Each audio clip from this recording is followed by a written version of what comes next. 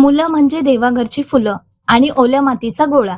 आपण त्यांना जसे आकार देऊ तसेच त्यांचे व्यक्तिमत्व घडत जाते. प्रत्येक माता पित्याला वाटते की आपल्या मुलांसोबत आपले नाते अगदी मित्रासारखं असावं, त्यांच्यापासून काहीही लपवू नये. पण अति तिथे माती या म्हणीप्रमाणे काही गोष्टी मुलांपासून दूर ठेवण्यातच त्यांचे आणि कुटुंबाचे भले असते. बालपणी त्यांचे मन अत्यंत संवेदनशील असते. आपण नकळतपणे सांगितलेल्या काही गोष्टी त्यांच्या मनावर कायमचा नकारात्मक परिणाम करू शकतात. म्हणूनच पालकांनी शहाणपण दाखवून खालील 5 गोष्टी मुलांसमोर कधीही बोलू नये. नंबर 1. घराची संपूर्ण आर्थिक परिस्थिती.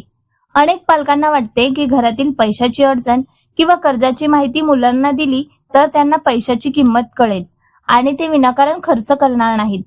पण लहान वयात त्यांच्यावर हात आण टाकणे चुकीचे ठरते. या वयात मुलांचे मन ओल्या मातीसारखे संवेदनशील असते. जेव्हा त्यांना घरच्या गरिबीबद्दल आणि आर्थिक तणावाबद्दल सतत ऐकायला मिळते, तेव्हा त्यांच्या मनात एक असुरक्षितता निर्माण होते. आपले घर चालेल ना, आपल्याला जेवण मिळेल ना, अशी भीती त्यांना सतावू लागते. मित्रांमध्ये वावरताना त्यांच्यात न्यूनगंड निर्माण होतो, ज्यामुळे त्यांचा आत्मविश्वास पूर्णपणे ढासळतो. पैशाची किंमत शिकवणे आवश्यक आहे, पण त्यासाठी घराच्या टेन्शनचे ओझे त्यांच्या खांद्यावर देण्याची गरज नाही. त्यांना पैसे कमावण्यासाठी कष्ट करावे लागतात हे साधं सोप्या भाषेत सांगा, पण आपल्याकडे पैसेच नाहीत असे म्हणून त्यांना घाबरवू नका. मुलांना त्यांचे बालपण आनंदाने जगू द्या, त्यांना आर्थिक विवंचनेचे बळी बनवू नका. नंबर 2. पती पत्नीमधील वैयक्तिक वाद. संसारात पती पत्नीमध्ये छोटे मोठे वाद होणे अगदी साहजिक आहे, पण महत्वाचे हे आहे की हे वाद 4 भिंतींच्या आत आणि मुलांसमोर न येता मिटले पाहिजेत. मुलांसाठी त्यांचे आई वडील हेच जग असतात. जेव्हा मुलं आपल्या पालकांना एकमेकांवरती ओरडताना, भांडताना किंवा एकमेकांचा अपमान करताना पाहतात, तेव्हा त्यांचे मानसिक संतुलन बिघडते. घरातल्या या अशांत वातावरणामुळे त्यांच्या मनात सतत एक भीती आणि दडपण राहते. इतकेच नाही तर भांडणामुळे मुलं नकळतपणे आई किंवा वडील यापैकी एकाची बाजू घेतात आणि दुसऱ्याबद्दल त्यांच्या मनात द्वेष किंवा राग निर्माण होऊ लागतो. यामुळे मुलांचे पालकांबरोबरचे नाते दुरावते. मुलांसमोर नेहमी वाद घालण्याऐवजी एकजूट आणि प्रेमळ वातावरण ठेवा.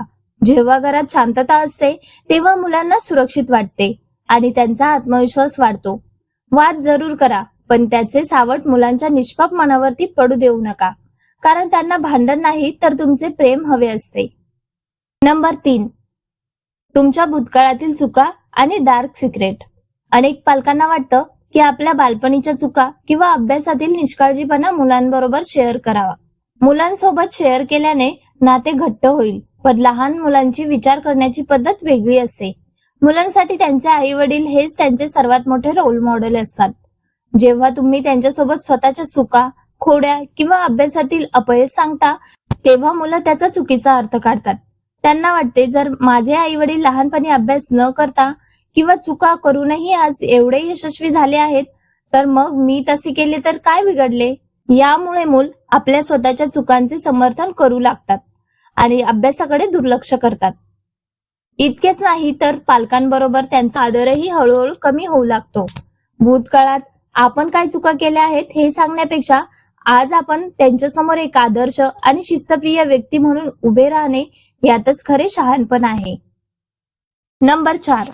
तुमची मानसिक आणि भावनिक कमजोरी. प्रत्येक मुलासाठी त्याचे आई वडील हे जगातील सर्वात शक्तिशाली आणि खंबीर व्यक्ती म्हणजेच सुपर हिरो असतात. मुलं संकटात किंवा भीतीच्या वेळी पालकांकडे आशेने पाहतात, पण जर पालकांनी मुलांसमोर सतत रडणे, स्वतःला लाचार, हताश किंवा हतबल दाखवणे सुरू केले तर मुलांचा विश्वास आणि आत्मविश्वास पूर्णपणे ढासळतो.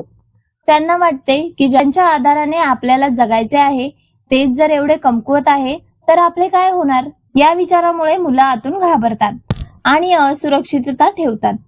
जीवनात अडचणी प्रत्येकाला येतात, पण मुलांसमोर आपली कमकुवत बाजू मांडण्याऐवजी संयम आणि धैर्याने परिस्थितीचा सामना करा. संकटात खंबीर कसे राहायचे हे मुलं तुमच्या शब्दातून नाही तर तुमच्या वागण्यातून शिकतात.